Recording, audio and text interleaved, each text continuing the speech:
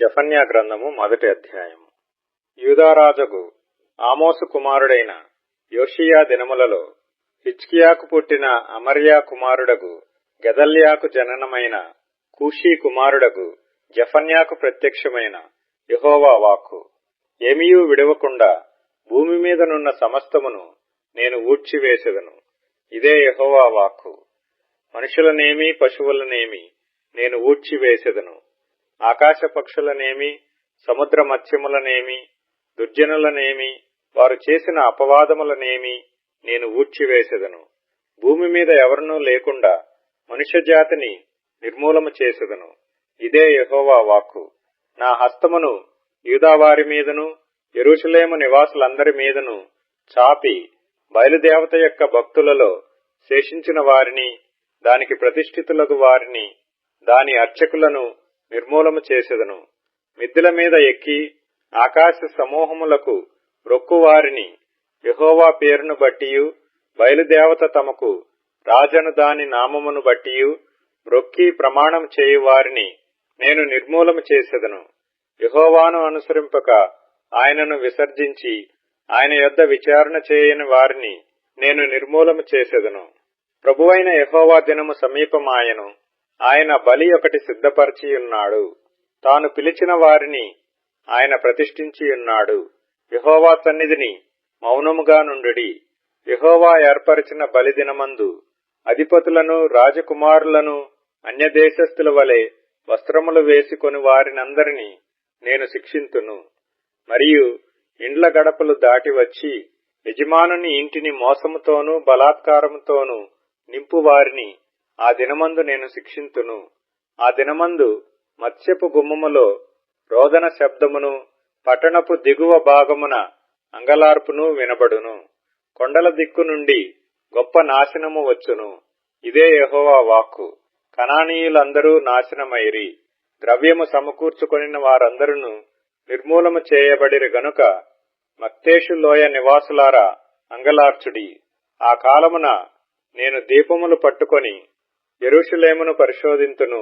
మడ్డి మీద నిలిచిన ద్రాక్షారసము వంటి వారై యెహోవా మేలైనను కీడైనను చేయువాడు కాడని మనసులో అనుకుని వారిని శిక్షింతును. వారి ఆస్తి దోపుడు సొమ్మగును. వారి ఇండ్లు పాడగును. వారు ఇండ్లు కట్టుదురు గాని వాటిలో కాపురముండరు. ద్రాక్ష తోటలు నాటుదురు గాని వాటి రసమును పానము చేయరు. యెహోవా మహాదినము సమీపమాయెను. యెహోవా దినము సమీపమై అతి శీఘ్రముగా వచ్చుచున్నది. ఆలకించుడి, యెహోవా దినము వచ్చుచున్నది. పరాక్రమశాలురు మహారోదనము చేయుదురు. ఆ దినము ఉగ్రత దినము, శ్రమయు ఉపద్రవమును మహానాశనమును కమ్ము దినము. అంధకారమును గాఢాంధకారమును కమ్ము దినము. మేఘములను గాఢాంధకారమును కమ్ము దినము. ఆ దినమున ప్రాకారములు గల పట్టణముల దగ్గరను ఎత్తైన గోపురముల దగ్గరను యుద్ధ ఘోషణయు బాకానాదమును వినబడును. జనులు యెహోవా దృష్టికి పాపము చేసిరి గనుక నేను వారి మీదికి ఉపద్రవము రప్పింపబోవుచున్నాను. వారు గ్రుడ్డివారి వలె నడిచెదరు. వారి రక్తము దుమ్ము వలె కారును. వారి మాంసము పెంట వలె పారవేయబడును. యెహోవా ఉగ్రత దినమున తమ వెండి బంగారములు వారిని తప్పింపలేకపోవును. రోషాగ్ని చేత భూమి ఎంతయూ దహింపబడును. హఠాత్తుగా ఆయన భూనివాసులనందరినీ సర్వనాశనము చేయబోవుచున్నాడు. జెఫన్యా గ్రంథము 2వ అధ్యాయం. సిగ్గుమాలిన జనులారా కూడిరండి. పొట్టు గాలికి ఎగురున్నట్లు సమయము గతించుచున్నది. విధి నిర్ణయము కాకమునుపే, యెహోవా కోపాగ్ని మీ మీదికి రాకమునుపే, మిమ్మును శిక్షించుటకై యెహోవా ఉగ్రత దినము రాకమునుపే కూడిరండి. దేశములో సాత్వికులై ఆయన న్యాయ విధులను అనుసరించు సమస్త దీనులారా యెహోవాను వెదకుడి.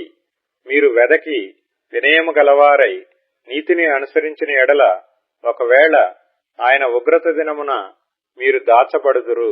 గాజా పట్టణము నిర్జనమగును. అష్కెలోను పాడైపోవును.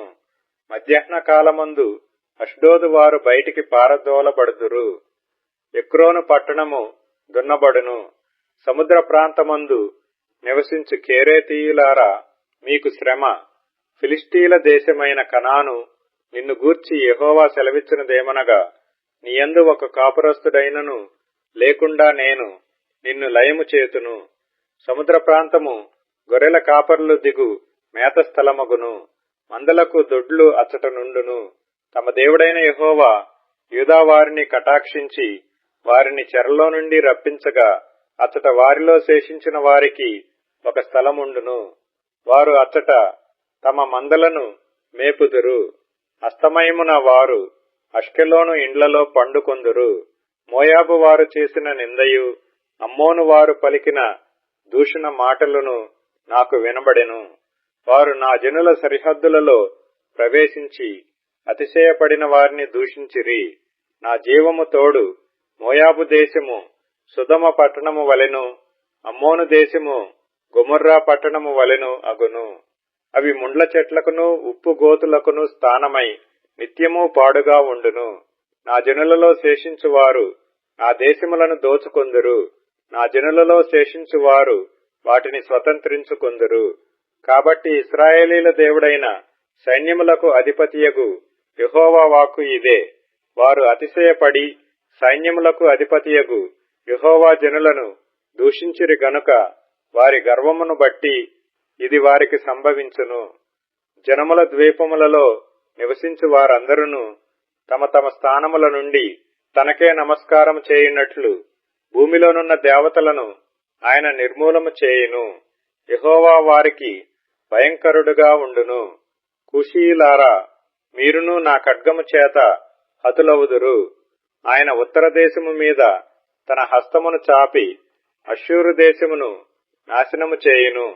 నీనివే పట్టణమును పాడు చేసి దానిని ఆరిపోయిన ఎడారి వలె చేయును. దానిలో పశుల మందలు పండుకొనును. సకల జాతి జంతువులను గుంపులుగా కూడును. గోడబాతులను తుంబోళ్లును వారి ద్వారముల పైకమ్ముల మీద నిలుచును. పక్షుల శబ్దములను కిటికీలలో వినబడును. గడపల మీద నాశనము కనిపించును. వారు చేసుకొనిన దేవదారు కర్ర పని అంతటిని యెహోవా నాశనము చేయును. నా వంటి పట్టణము మరియొకటి లేదని మురియుచు ఉత్సాహపడుచు నిర్విచారముగా ఉండిన పట్టణము ఇదే. అది పాడైపోయినే, మృగములు పండుకొను స్థలమాయనే అని దాని మార్గమున పోవు వారందరూ చెప్పుకొనుచు ఈసడించుచు పొమ్మని చేసైగ చేయుదురు. జెఫన్యా గ్రంథము 3వ అధ్యాయము. ముష్కరమైనదియు భ్రష్టమైనదియు అన్యాయము చేయునదియునగు పట్టణమునకు శ్రమ. అది దేవుని మాట ఆలకించదు, శిక్షకు లోబడదు, యెహోవాయందు విశ్వాసముంచదు. దాని దేవుని యొద్దకు రాదు. దాని మధ్య దాని అధిపతులు గర్జన చేయు సింహములు, దాని న్యాయాధిపతులు రాత్రియందు తిరుగులాడుచు తెల్లవారు వరకు ఎరలో ఏమీయూ మిగులకుండా భక్షించు తోడేళ్లు. దాని ప్రవక్తలు గప్పాలు కొట్టువారు, విశ్వాసఘాతకులు. దాని యాజకులు ధర్మశాస్త్రమును నిరాకరించి ప్రతిష్ఠిత వస్తువులను అపవిత్రపరుతురు. అయితే న్యాయము తీర్చు యెహోవా దాని మధ్యనున్నాడు. ఆయన అక్రమము చేయువాడు కాడు. అనుదినము తప్పకుండా ఆయన న్యాయ విధులను బయలుపరచును. ఆయనకు రహస్యమైనదేదియూ లేదు. అయినను నీతిహీనులు సిగ్గెరుగరు. నేను అన్యజనులను నిర్మూలము చేయగా వారి కోటలను పాడగును. ఒకడైనా సంచరించకుండా వారి వీధులను పాడు చేసి ఉన్నాను. జనము లేకుండాను వాటి యందెవరూ కాపురముండకుండాను వారి పట్టణములను లయపరిచిన వాడను నేనే. దాని విషయమై నా నిర్ణయమంతటి చొప్పున మీ నివాస స్థలము సర్వనాశనము కాకుండానట్లు నాయందు భయభక్తులు కలిగి శిక్షకు లోబడుదురని నేననుకొంటిని గాని వారు దుష్క్రియలు చేయుట యందు అత్యాశ గలవారైరి. కాబట్టి యెహోవా సెలవిచ్చు వాక్కు ఏదనగా, నా కొరకు కనిపెట్టుడి. నేను లేచి ఎరపట్టుకున్న దినము వరకు కనిపెట్టియుండుడి. నా ఉగ్రతను నా కోపాగ్ని అంతటిని వారి మీద కుమ్మరించుటకై అన్యజనులను పోగు చేయుటకును గుంపులు గుంపులుగా రాజ్యములను సమకూర్చుటకును నేను నిశ్చయించుకుంటుని. నా రోషాగ్ని చేత భూమి అంతయు కాలిపోవును. అప్పుడు జనులందరూ యెహోవా నామమును బట్టి ఏకమనస్కులై ఆయనను సేవించున్నట్లు నేను వారికి పవిత్రమైన పెదవులనిచ్చెదను. చెదరిపోయిన వారై నాకు ప్రార్థన చేయు నా జనులు కూషు దేశపు నదుల అవతల నుండి నాకు నైవేద్యముగా తీసుకొని రాబడుదురు. ఆ దినమున నీ గర్వమును బట్టి సంతోషించు వారిని నీలో నుండి నేను వెళ్లగొట్టుదును గనుక నా పరిశుద్ధమైన కొండయందు నీవిక గర్వము చూపవు. నా మీద తిరుగుబడి నీవు చేసిన క్రియల విషయమై నీకు సిగ్గు కలుగదు. దుఃఖితులకు దీనులను యెహోవా నామమును ఆశ్రయించు జనశేషముగా నీ మధ్య నుండనిత్తును.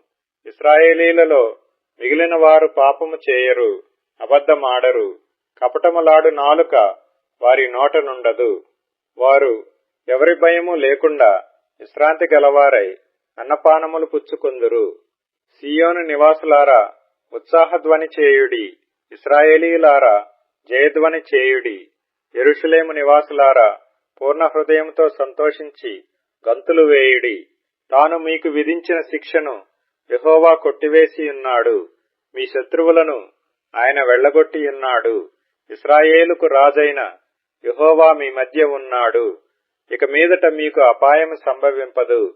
ఆ దినమున జనులు మీతో ఇట్లందురు, యెరూషలేము భయపడకుము, సీయోను ధైర్యము తెచ్చుకునుము. నీ దేవుడైన యెహోవా నీ మధ్య ఉన్నాడు. ఆయన శక్తిమంతుడు. ఆయన మిమ్మును రక్షించును. ఆయన బహు ఆనందముతో నీ యందు సంతోషించును. నీ యందు తనకున్న ప్రేమను బట్టి శాంతము వహించి నీ అందలి సంతోషము చేత ఆయన హర్షించును. నీ నియామక కాలపు పండుగలకు రాలేక చింతపడు ఈ సంబంధులను నేను సమకూర్చెదను. వారు గొప్ప అవమానము పొందిన వారు. ఆ కాలమున నిన్ను హింసపెట్టు వారినందరినీ నేను శిక్షింతును.